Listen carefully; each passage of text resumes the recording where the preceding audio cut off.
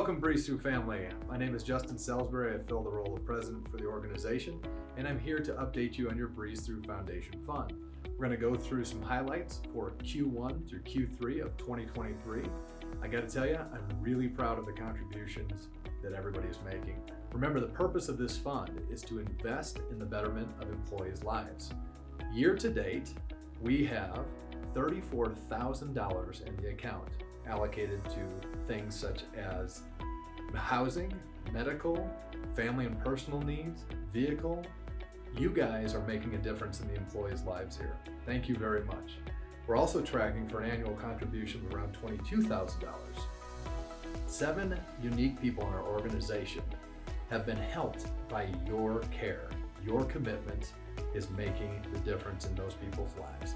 Thank you for exemplifying excellence in our company. That being said, I want you to check out the document below at the link and review all of the metrics. We look at things such as percentage of contribution from each location and the average amount per paycheck. As a company, we average about $5 per paycheck per employee. That's amazing. So a big thank you from me to you and from the people that you've helped. Appreciate your time.